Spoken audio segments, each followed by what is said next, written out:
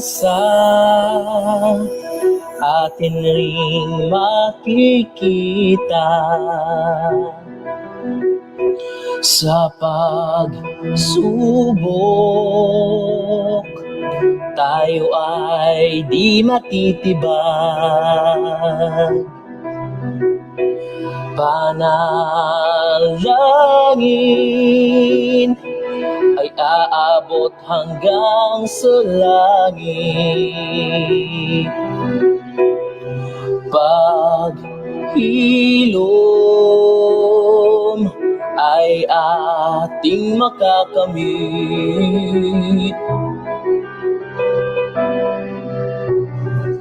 Ayaw nagkabalaka, baka naging sarap sa problemang di sa guban. Kuyog ta,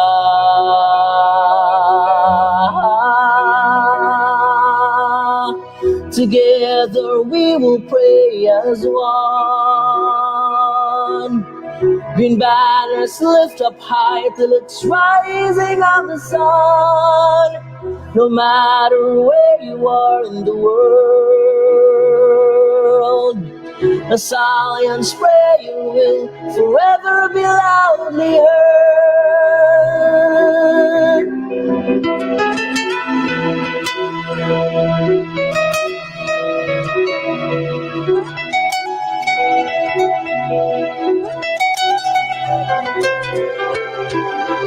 I will continue, oh my God, to do all my actions for the love of you, for the love of you, for the love of you, for the love of you. Together we will pray as one. Green banners lift up high till it's rising of the sun. No matter where you are in the world, the silence where you will forever be loudly heard. Together we will pray as one. Green banners lift up high till it's rising of the sun. No matter where you are in the world, the silence where you will forever be loudly heard. With Jesus in our hearts forever.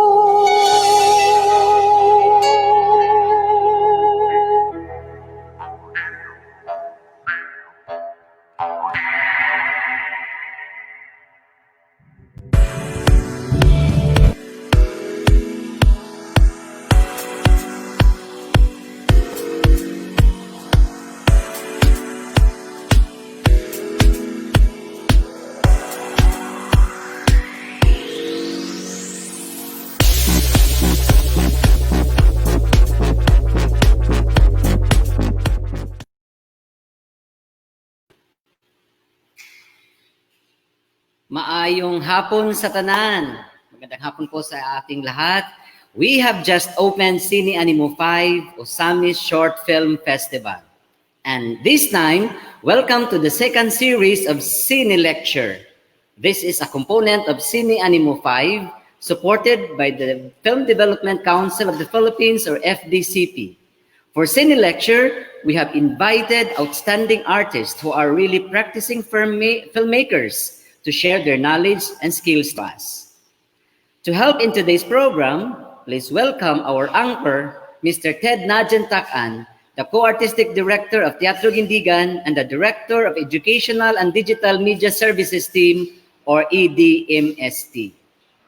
Thank you very much, Sir Filimon. Yes, friends, ladies and gentlemen, we have just opened Cine Animo 5. Wow, the festival is 5 years old already. How time flies. Getting stronger every year, I believe. I would like to welcome back our online viewers.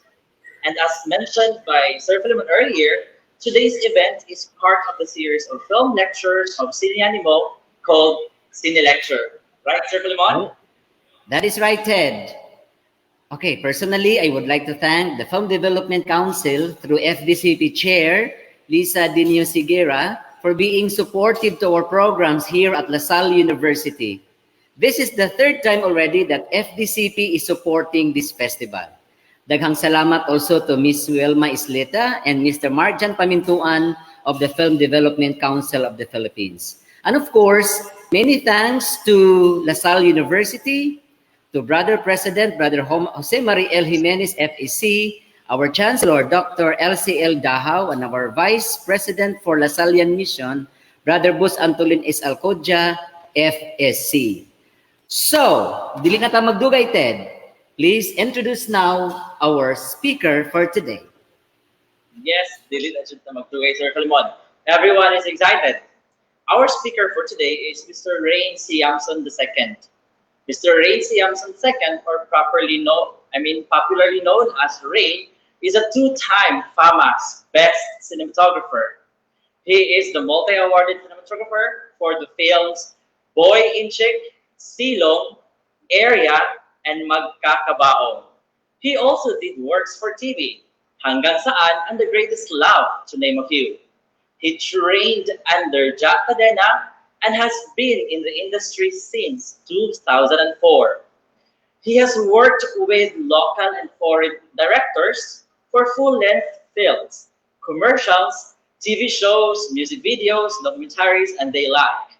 His recent cinematography awards include first Subic Bay International Film Festival 2018, 65th FAMAS Awards 2017, 64th FAMAS Awards 2016, 31st PMPC Star Awards for Movie 2015, and 17th Pasado Awards 2015. He had been conducting regular cinematography workshops here at LaSalle University pre-COVID days. And today, we are bringing him back via virtual platform. Please help me welcome our speaker for today, Mr. Rain Yamson, a two-time FAMAS Best Cinematographer Awardee. Sir Rain! Good afternoon, Ted. Hi. Thank you for inviting me over here. I did a short lecture right after this. So if you guys have any questions, please write your questions or comment below. And let's have a good conversation later.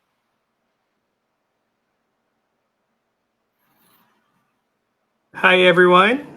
I'm Rain Yamson II, and I'm a cinematographer. So I'm here to discuss about how to narrate a story with the use of camera and lights. So before anything else, before I could go into details on how we could narrate stories through lights and camera, I would like to define what cinematography is. I think it's very important for us to know the definition of cinematography so that we know yung scope ng work natin.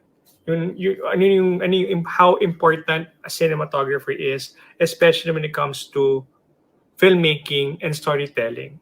I found this definition sa American Society of Cinematographers Manual. And for me, it's a perfect definition of what cinematographer is or cinematography is. So here, cinematography is the art and craft of the authorship of visual images for the camera extending from conception and pre-production and post-production to the ultimate presentation of these images. All and any process which may affect these images are directly responsibility and interest of the cinematographer. Cinematography is not a subcategory of photography, rather photography but one craft which a cinematographer uses in addition to other physical, organizational, managerial, interpretive, and image manipulating techniques to effect one coherent process. Cinematography is a creative and interpretive process which culminates in the authorship of an original work rather than the simple recording of physical event. The images which a cinematographer brings to the screen come from the artistic vision, imagination, and skill of the cinematographer working with a collaborative relationship with fellow artists. Yes. So if you analyze the definition, there are like few words that I would love or phrases that I would love to emphasize. So you have to learn the basics of photography for you to be able to do cinematography because you're dealing with lights, you're dealing with camera. So before venturing into cinematography, you should have at least knowledge on how taking photos, like manual photos. You understand the camera. It's very essential for you to understand the camera. Next, I want to to emphasize also is um, cinematography is a creative and interpretative process which culminates in the authorship of original work. So it means we are artists. Kasi we have authorship of our work. So everything that we shot, it's a work of art. So again, we're artists, we're creative people. Also, being a cinematographer, you just don't record the physical event. Okay, we're just not there just to put the camera and press the recorder. No, we set the scene as an artist. We set the scene. We create drama. We narrate a story. So we are artists. We're artists. And last that I wanted to point out, um, yeah, the images with the cinematographer brings to the screen from the artistic vision because we're artists, imagination, and skill of the cinematographer working with a collaborative relationship with fellow artists. So collaborative relation with fellow artists. So it's very important because making a film is a collaborative process. So hindi lang ikaw yun. So hindi lang yung director yun. It's a collaborative process. So you share ideas, you collaborate to bring the best way to narrate a particular story. So that's the perfect definition of cinematography for me. So I'll post this one so that you could read it and ponder on it because it's very important for you to know the definition of cinematography. So how can you equip yourself mentally when it comes to cinematography for you to be able to narrate the story with the use of lights and camera? First is you should learn how to. First is you should get familiarized yourself with film language. Kasi kapag hindi niyo alam ang film language, you'll be totally lost in filmmaking. So you should learn the language, you should learn the jargon within the industry. So with that, I'll run through it very, very fast. Very, very quickly. So the elements to create a picture for us to be able to narrate a story is you need to have the size, you need to have the composition, you need to have camera position and angle, movement, lens, lights and color. So with those things, you should learn that. Like for the size, shot size, dapat you should understand if the director say if it's a wide shot, is it a medium shot, it's a close-up shot, or extreme close-up, or an insert. So whenever the director will say, Rain, kailangan ko ng wide shot nito. So definitely, alam mo na yung itsura ng wide shot. So you should study on that. Then sa composition naman, it's important kasi kapag hindi maganda yung composition mo, it doesn't make the shot interesting. So you have to make it interesting so people are engaged to the image that you're showing. So may mga rules tayo dyan when it comes to composition, like rules of third, yung headroom, yung nose room, tapos like yung Dutch tilt, so yung eye line. So we have a lot of rules that you have to follow when it comes to composition. But again, you should learn the basics. You should learn the basics. before you break the law or break the rule. Um, Kasi manadinig nyo when it comes to cinematography, go out of the box. Go out of the box. So, explore new ways of storytelling, ganyan. But for you to be able to go out of that particular box, you should at least know the basics. Para alam mo yung binibreak mo, di ba? There. So, another part of film language is camera position and angle. So, ito yung kapag sinabing director ng low angle, high angle, eye level, tapos over the shoulder, side shot. So, pag sinabi ng director na, Rain, I need a wide shot na low angle. So, alam mo na, you understand ano na yung, paano siya gagawin. Hindi, ano daw. So, at least you should learn those things. It's very essential. Then, movement. Kapag sinabi yung camera movement, like panning, what's the difference between panning? Panning is when you do the camera from left to right or right to left. Tilting is when you from up and down.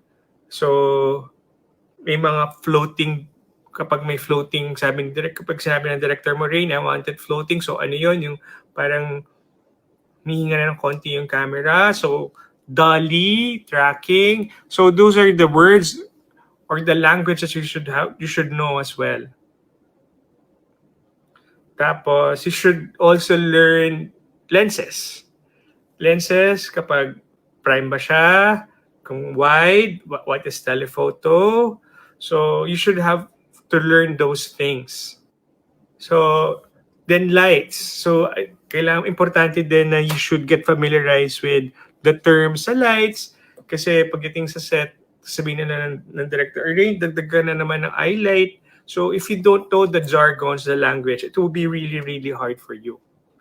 Another importance of this film language in creating a picture is it could help you decide on how can you convey a certain emotions with the use of lens, which is very important. Hindi ka lang basta-basta mag-shoot eh. O itong lenses to, ito. Sometimes you would think of may ways to interpret your emotion to the use of lens. Like for example, if you want to show power, medyo low angle siya para mas malaki tingin ng tao. So kapag low angle, kita mo na yung may strength. Pero kapag high angle, yung camera, so liliit yung tao, so it shows weakness. So may ganun din tayo. Kapag nagdadali in, it shows, pwedeng magbigay siya ng emotion of curiosity kasi lumalapit siya. So may curiosity siya.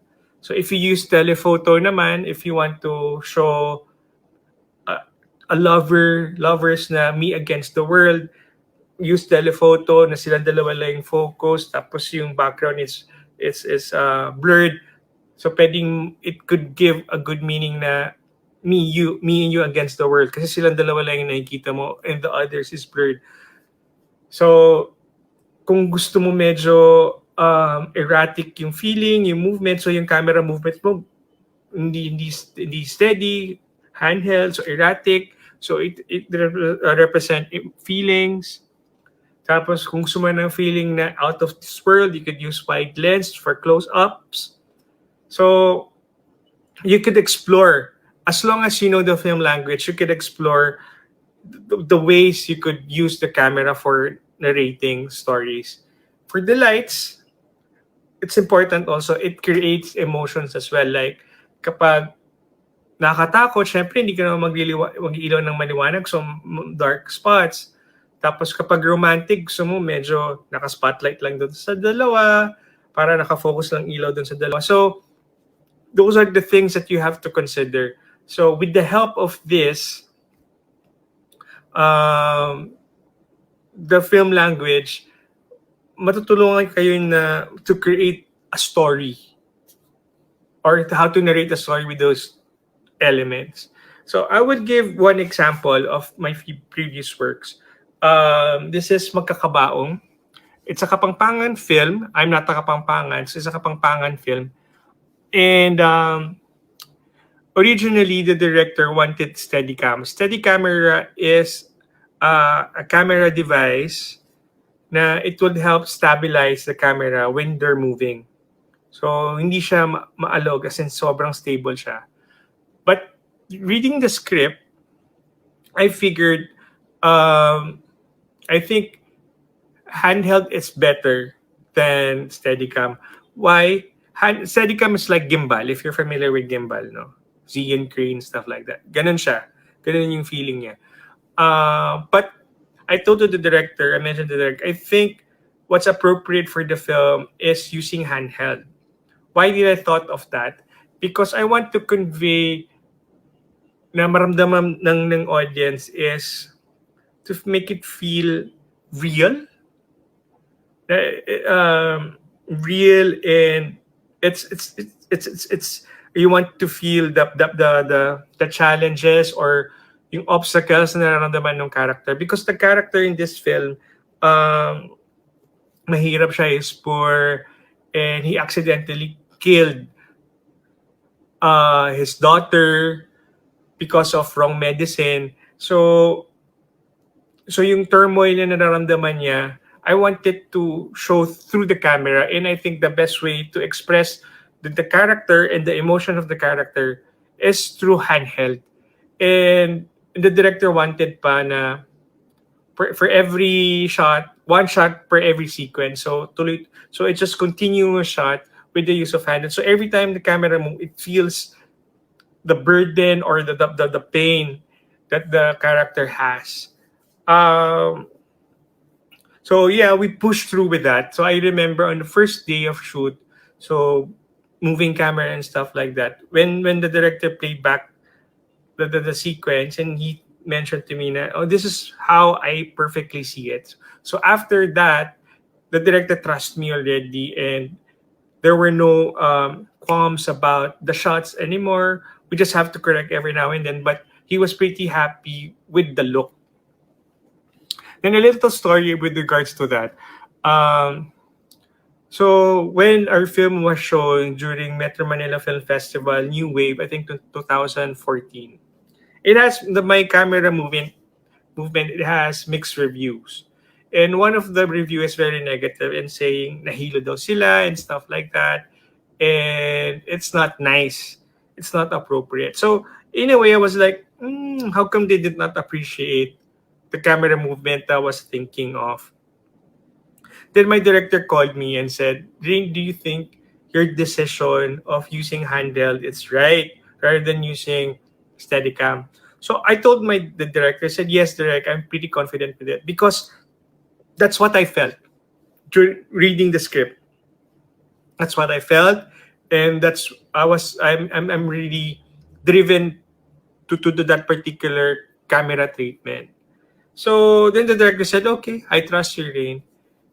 Then awards. Then the film award giving body came in, and the film won a lot of awards internationally, locally. So they appreciate the film, and happily I was able to get my first award from that particular film. So in a way, trust your guts. I mean, trust your feelings on how to narrate a particular story, and sometimes it would work, and it will just work. Bossing, kaya naman po kaya tataas ang sweldo namin. 300 pesos ang sweldo nila. Pero dito sa Santo Tomas, 285 lang ang minimum wage. Ay ka pare, ano na yung ratingan mo? Grade 2 na pare, pero dito ko na yung pamag-aral na kasi may kasagit yan, environment. Kailan ko nang mag-eskwela ulit lang? Yan, tutuling banwa.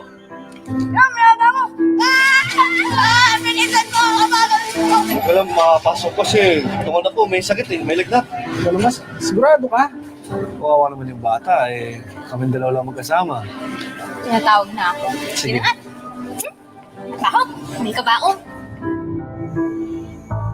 Celine? Celine? Patay kay Angeline. Kaya amin nga po nga ganagan ng agyumi, ay tapong CPR, tapong dapat na panulo na ibiyatam kay nga anak yun. Hala na po yung anak yun. Basta mong dala po kanyan. Talagang opisina ko. Itong mga medical student na galing Bulacan, nagpupunta lagi dito sa akin yan. Namimili sila ng bangkay. May sabi na akong bossing, sir. Galing pala ito mo ko dito. Ano? Munad ko sa South Kira eh. Ano na naman? Angeline, Mete. Adyang kapilan talaga, wala kang kwenta. Hindi ko may Angeline ka na ako. Walang banwa may parakulke. Samantala ikaw, magpakanya mo kahit Amerikano mo. Tapos sabi mo, wala akong kwenta. Ano naman ito yung sasakyan ko?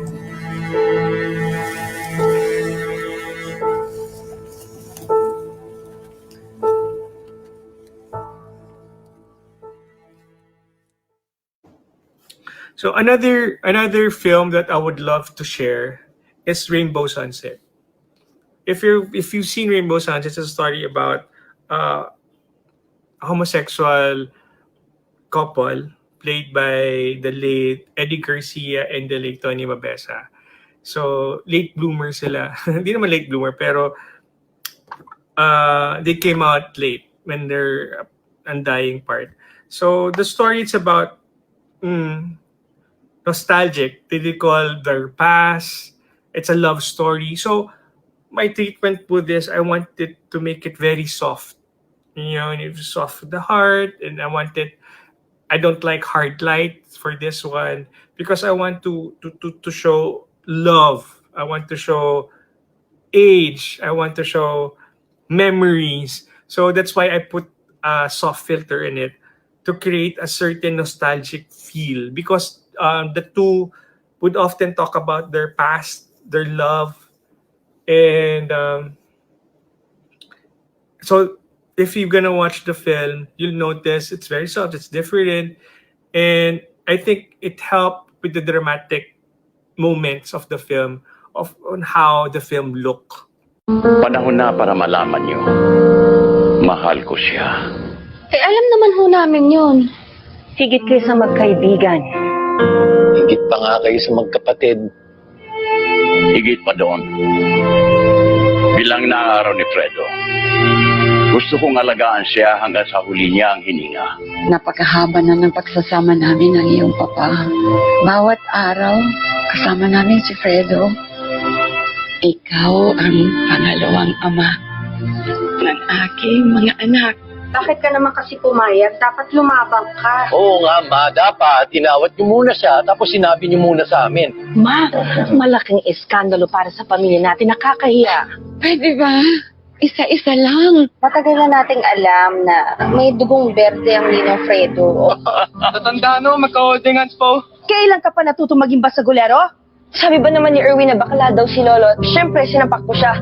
Ang problema kasi dito, sarado rin kasi yung isip mo sa sitwasyon ni Papa at saka ni Ninong. Eh kung makapagsalita ka, parang ikaw ang eksperto sa buhay dito. Ikaw nga watak ang pamilya dito, di ba? Mali! Imbis na ang gawin mo, tulungan ako para magkaayos kami ng asawa ko. Hindi, mas pinaghihiwalay mo pa kami. Nag-aaway na yung mga anak natin. Walang may gustong sumuko, walang gustong magbigay, walang gustong magpakumbaba.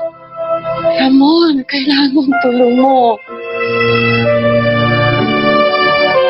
Mahal ko siya tulad ng pagmamahal ko sa iyong ina. Ano lang sasabihin ng mga tao? Anong pakialam ko anong sabihin nila? Ano? Nabakla ako?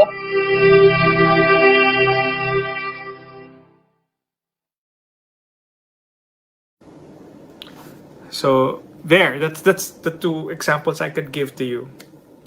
Next is it's important, yes, to narrate through emotion with the use of camera and lights. And how you use it is for you to master film language. So next would be visual interpretation. How do you interpret a particular film? So first, basically, you read the script. Read the script. So while reading the script, definitely you picture it in your head right away on how you see it.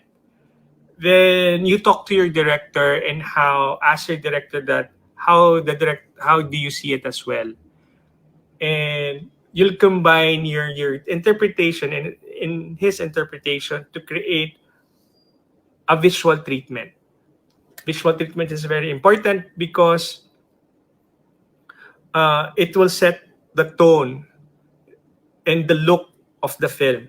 So you create your visual treatment, you present your visual treatment to the director, to your production designer para consistent or coherent yung look nyo. Visual treatment comes to what's your plan when it comes to camera movements, on how would you light it, on the colors that you would like to put, especially for your color grading. So everything would be there. So parang it's a presentation of your thoughts.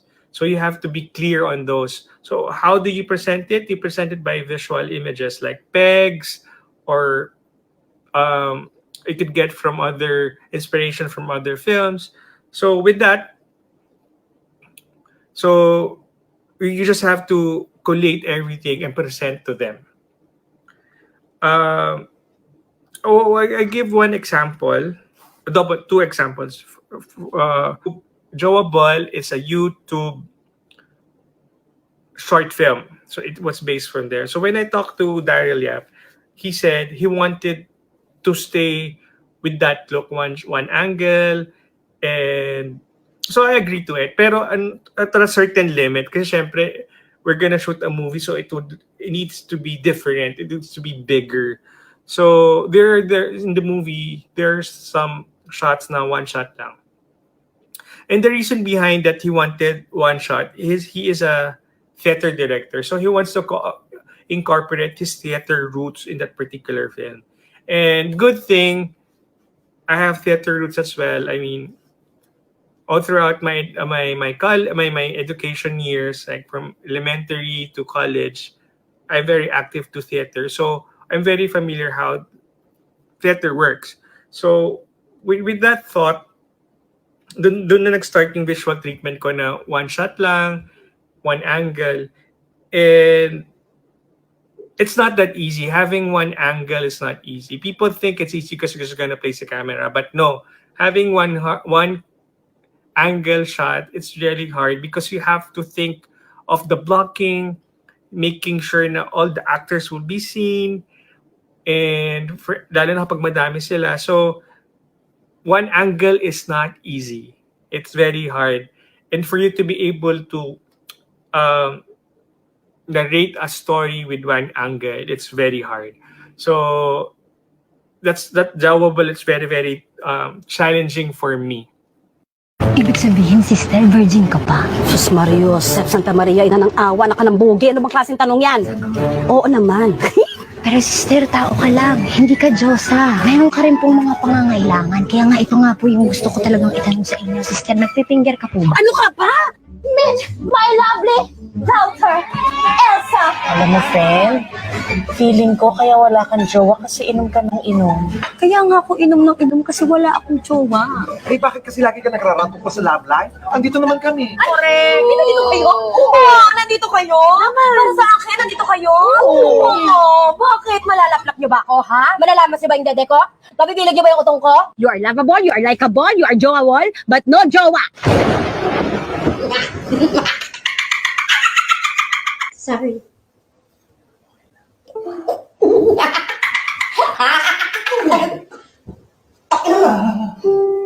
Ay, nako, alam mo kasi, Iha, naniniwala ako na hinahanda ka ng Diyos para sa tamang lalaki. Gusto ko na magka-jowa. Basaktan mo na ako. Pawarak mo na ako, Lord. Paturog niyo na po yung mani ko, Lord, please! Malay mo, pinoprotektahan ka niya para pag dumating yung para sa'yo, handang-handa ka at nasa tamang landas ka pa rin. In fairness po, ang ganda po nitong usapan natin. Ha? Pero sigurado po ba kayo dyan? Hindi.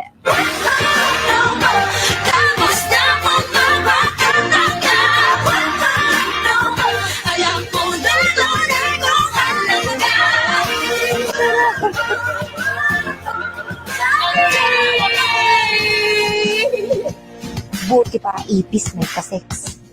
Eh, ikaw,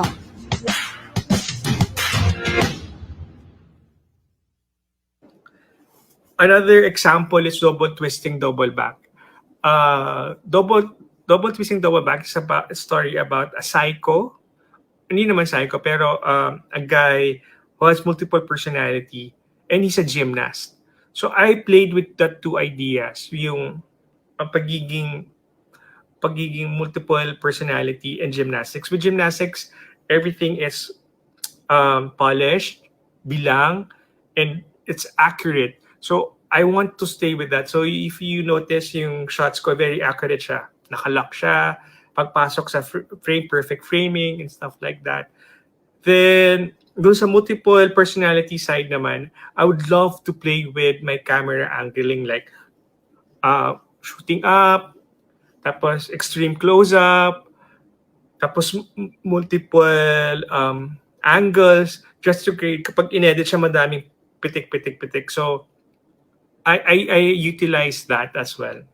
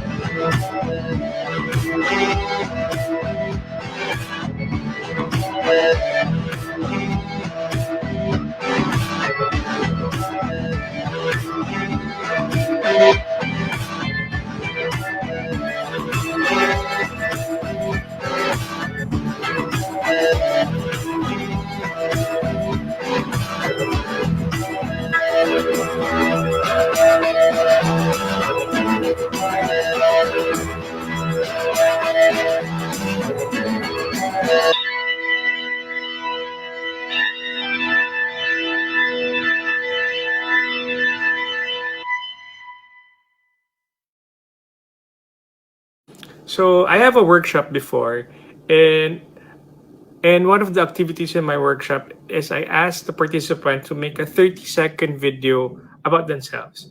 It could be their current situation in right now, or what they're feeling, or where they are now, or who they are now, basically about themselves. And I asked them to do it just for 2 hours and without spoken words, without dialogue and without anything. There's no sound. It's just video. And I asked them to do it with just 4 to 5 frames. And I'll be showing one work of the participants, and I hope you like it.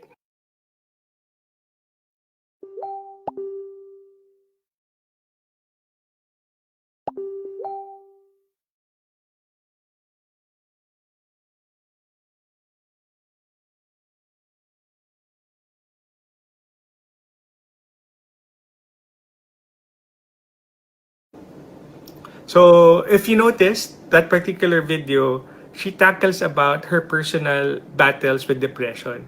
So imagine for 30 seconds without spoken word, we able to understand her current situation. So I want to reiterate, that's the power of camera. So you could narrate a story with it. So how would you develop that skill as well? Aside from film language, it's for you to watch films. Keep watching films, shooting films, because that's the only way for you to develop those skills. Watch films, watch world films, not just Hollywood films. Watch Filipino films, watch films from Southeast Asia, watch films around the world, and get inspired by that on how they use camera and lights in narrating stories. And lastly, is keep on shooting. I mean, that's the only way for you to learn is to shoot, commit mistakes, learn from it, and shoot. So that's it for my discussion, and I open the room for questions and answers. Thank you very much. Whew! That was indeed a very informative lecture on cinematography. I believe all our young film enthusiasts learned a lot from this today. Please type your questions in the comment section below, and we will feed these questions on screen for Sir Ryan to answer. Let's welcome back Sir Ryan.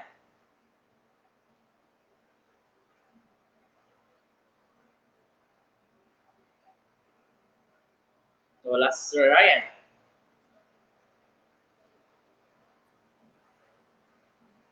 Parang, yes, there you go, Sir Ryan. Hi. Hi, sorry, I think my connection is pretty bad now. Maybe because of the weather, I don't know.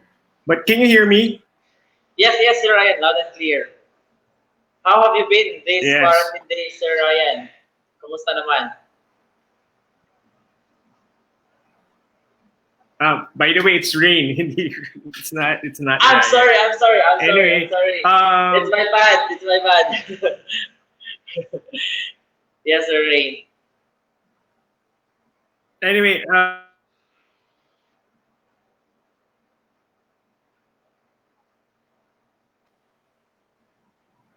to answer that, right now there are guidelines. There are guidelines now mandated by the government, especially by the Film Development Council of the Philippines, on the safety protocols when it comes to shooting. So, medyo mahirap na siya kasi madaming requirements like only 50 people are allowed inside the set. And, but, you know,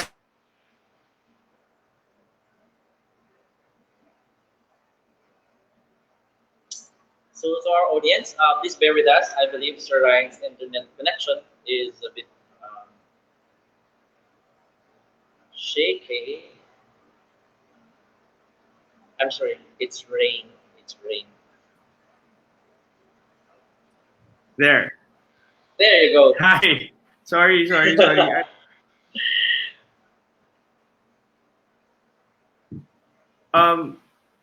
Yes. Yes, Sir Rain. Pero meron namang mga projects na nagawa na during the pandemic times, right?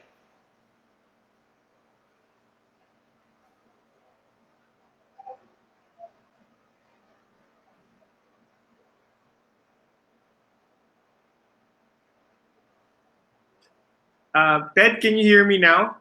Yes, yes, Sir Rain. Okay na po. Loud and clear. Yes. Yeah. Anyway, what's our first question again about the restrictions? About the pandemic situations, restrictions in shooting, and everything like that. So as I said, there's a mandate by the government. So, you know, it's harder because you work with less people. I mean, you only need to have 50 people on the set, that's include the actors. So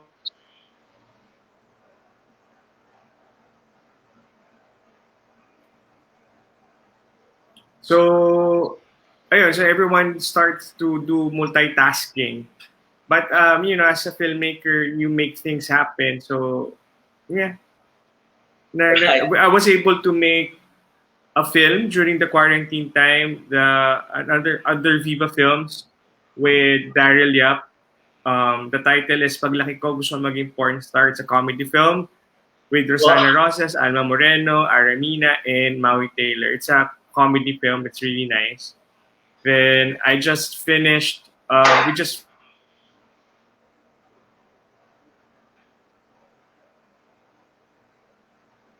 Wala talagang connection with Sir Rain. But anyway, as Sir Rain said, may mga protocols in terms of shooting, in terms of people in the set, and luckily they were able to come up with projects naman. So let's just wait for a bit. Surely Sir Rain will be back. Right. So hopefully those young film enthusiasts na nanood sa ating cineLECTURE this day were able to get the meat of Sir Rain's lecture on cinematography. And if you've missed one of our lectures, we had it last Wednesday. It's all about screenwriting by Sir Christian Valles, Sir X. And we still have a lot more cine lectures. We have 2 more, one for tomorrow. It's all about editing by Edmond Telmo. And we're gonna have acting on screen by Sir Ryan. Kaya mali-mali yung pangalan ko kanina nasabi. Kasi we also have another speaker of which he will be aired this coming Wednesday. So, young film enthusiasts, keep in touch with us. It's every 1 p.m. tomorrow and by Wednesday. This 3 p.m. also we have screening of Cine Animo Set A. So please stay on our page. After this Cine lecture, we're gonna screen the first set of films by 3 p.m. and be with us until in the evening. We will also screen previous Cine Animo winners from Cine Animo 1 up until 4 by 7 p.m. Yes. So keep on sharing this live streaming. Keep on inviting your friends to watch us for the film screening. And we're going to have more in this festival. Yes, we are on the 5th. We are 5 years old. Mahaba-haba na rin, but we are still young. No? Mahaba-haba na rin ang Cine Animo. I could still remember our first struggles of coming up with this film festival 5 years ago. Cine Animo 1 with Brother Aryan, with our local TV channels here.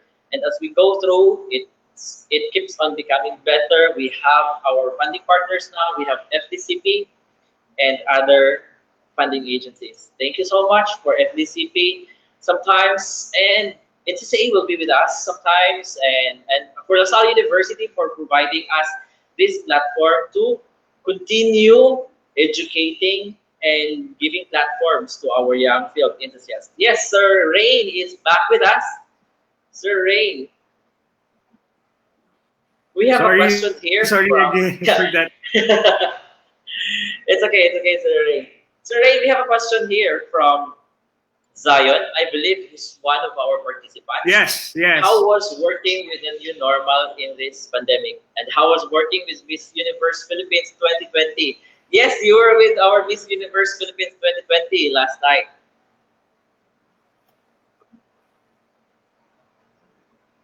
So the question is, how was working with Miss Universe Philippines 2020? Again, with the safety protocols, it was, multitasking. We have to work multiple tasks, but I think we were able to deliver. Thank you, Sir Rain. Last night during our So meeting, it was hard, but we may be able to pull it. Great. I saw you in the lobby with the Miss Universe 2020. I'm sorry, Miss Universe Philippines 2020, right? That was last night. Anyway. Yes, that's Miss Rebia Mateo from Iloilo City. So going back, as I answered a while ago, working with the new conditions for this new for the new normal, it's a bit hard because there's a lot of guidelines and restrictions that we have to follow. Like, for example, 50 people only are allowed in the set, and you have to wear your mask and your face shield all throughout. So it's uncomfortable, but yes. So Thank you, Sir Ray. What are some what are some differences between working on television? Difference between working on TV and film? Actually, the difference is the time. Sa TV kasi it's more faster. The deliverable is faster. I mean, we have to deliver on particular time frame. But with film, we have ample time to prepare and to set the scene. But basically, it's almost the same because you're shooting a story, you're narrating a story. So it's the difference between it's just a timeline of preparations and stuff like that. I see. But I mean, as a filmmaker, it's still the same. You're just both narrating stories. Mas fast track lang sa television. We have another question from Jefferson Kanyamo. Direk, kailangan po bang mag-aral sa film school para maging isang professional director of photography?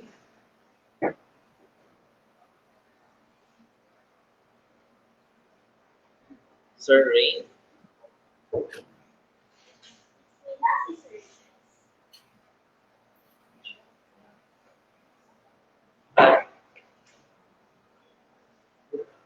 Yes, Sir Rain, we have another question here from Jefferson. Kailangan ba talaga mag-aral sa film school to become a professional director of photography? While waiting for Sir Rain's answer in that question, I just would like to recap Sir Rain's answer in the previous question. Television and film. Television is a bit faster. Film, you have an ample time. And I believe a lot of directors or filmmakers do share the same this kind of experience, no? Kasi in television, the series will be aired weekly, or in the Philippines, the series is aired from time, I mean every day. So yung time ang parang hinahabol mo. I was able also to do a very simple series in Singapore. It's fast track kind of shooting or filmmaking. So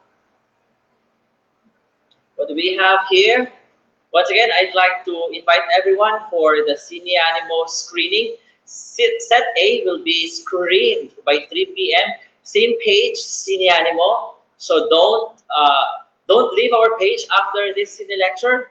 We'll get a screen right away, the set A of films by 3 p.m. By 7 p.m., we're gonna screen the Cine Animo winners of the previous Cine Animo Festival. That's from 1 to 4. So better catch up those different screening. 3 p.m. for set A and 7 p.m. for the previous Cine Animo winners. Tomorrow we still have cineLECTURE. That's 1 p.m. It's more on editing by Ed Montelmo. And by Wednesday, still 1 p.m., we're gonna have another cineLECTURE by one of the stalwarts of should I say, Mindanao filmmakers, and even in the national scope. Sir Ryan will be discussing about acting on screen. Then 3 p.m. by Wednesday, another screening of the different set of films.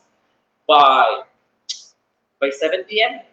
for tomorrow and Wednesday, there are also other films which will be screened. So guys, keep in touch with us, be with us in Cine Animo page. If you did not like our page yet, so please like our page, and you will be notified if we will have our live streaming. Yes?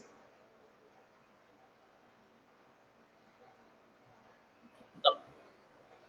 There you go. Sir Rain, are you there?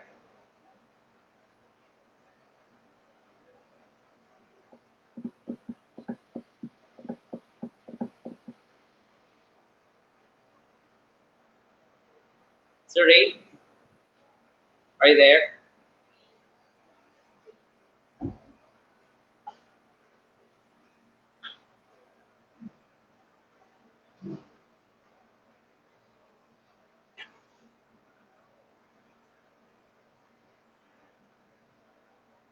I think no.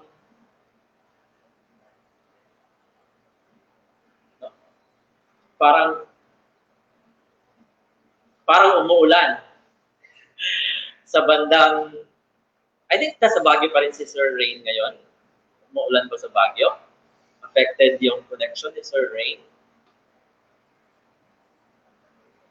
Anyway guys, you can still comment your questions so that we can feed them on screen while we are waiting for Sir Rain. I know our young film enthusiasts are really eager to learn more with Sir Rain's. Yes, we have the festival director. Yes, Sir Ted. Filimon. Yeah, thank you very much. So this is really the challenge in the new normal when our connectivity becomes a hindrance, but we are trying to adjust. So Yeah, so I think we have to bring back Rain. I think he's having bad connections right now, probably because it's the weather conditions. I think we are having, typhoon. I forgot the name of the typhoon, no? But Pipito? Is it Pipito? Kinta, I guess. So, and I think it's the whole country is badly affected by this rain. Even in Osamis, it has been raining since yesterday, and even this early morning, no, it was raining so hard. So yeah, right. so we have to bring back again Rain. I think he's here. I hope his connection is better now.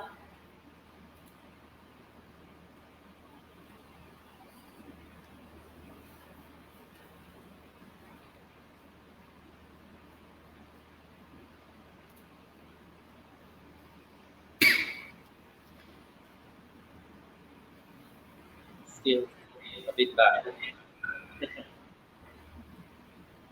Yeah, I think it's really a problem with the signal right now. There you go. I guess he's moving. Can we bring him again? We'll try to bring him again. Yes, there you go.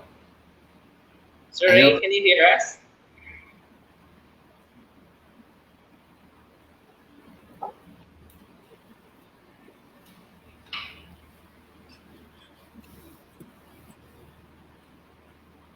Silent. I think Rain, can you hear us?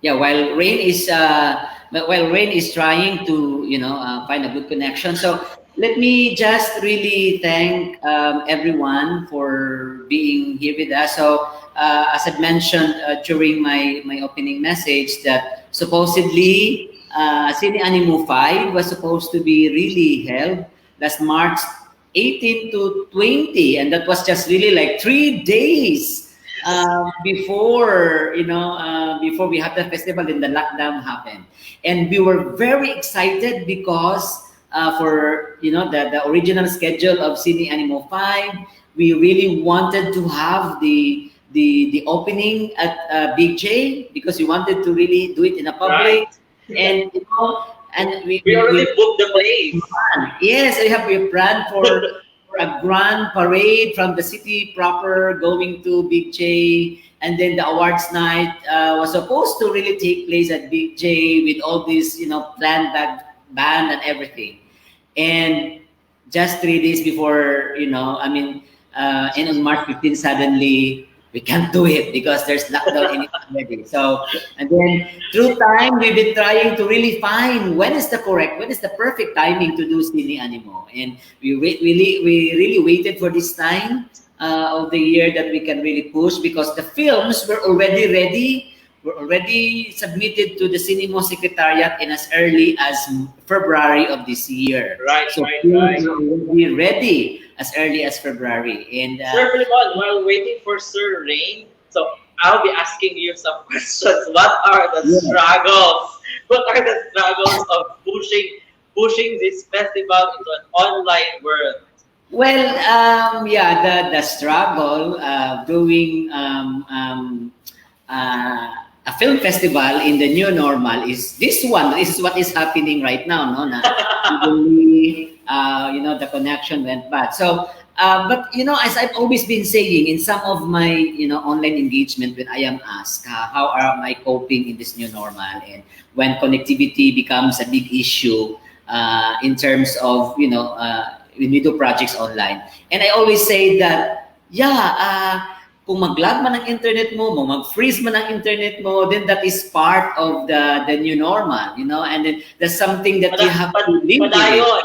Padayon. Ito na nga, nangyari na nga, di ba?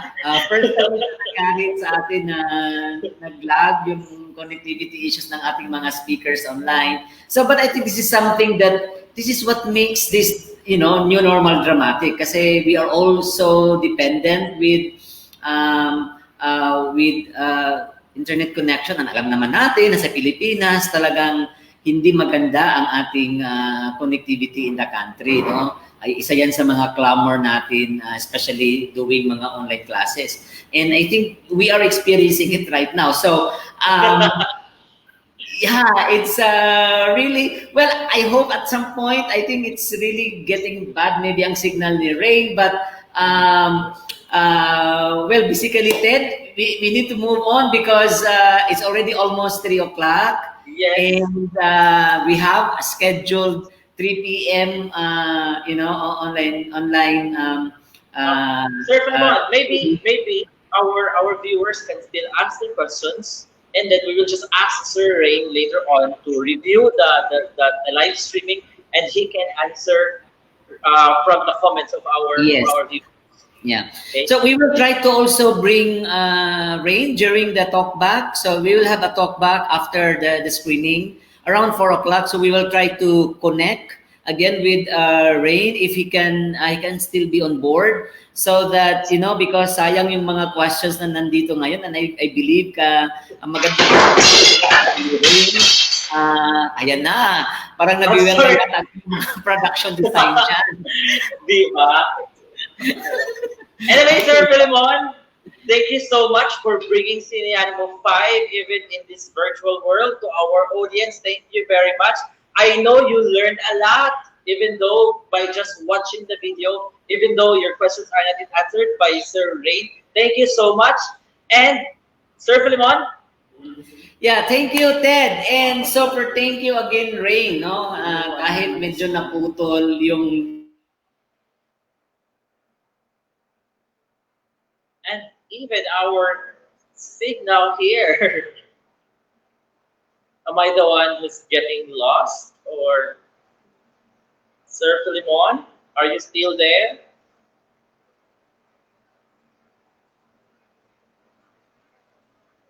So ano na? Ako na lang guys, ako na lang. Anyway, thank you everyone. Exactly 3 p.m. we will bring you exciting films done by young filmmakers in the area. Please do watch to support local arts initiatives in this part of the country. Yes, and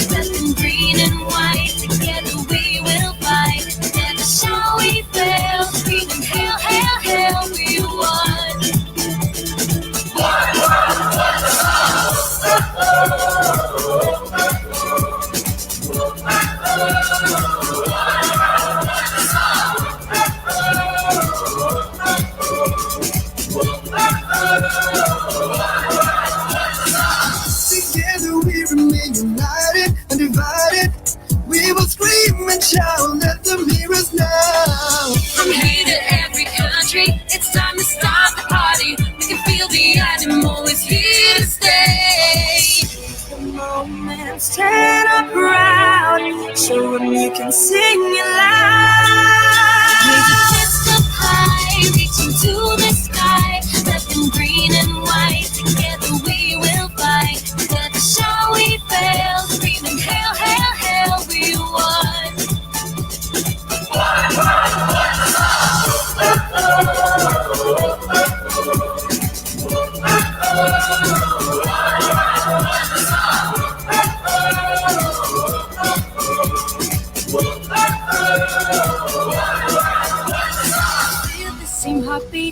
stand here as one.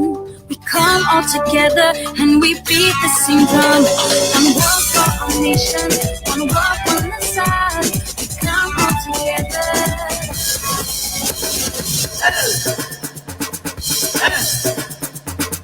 You, I call us up. You, I call us up. Up high, reaching to the sky, repping green and white, together we will fight. Never shall we fail, screaming hail, hail, hail. We are, we are, we are,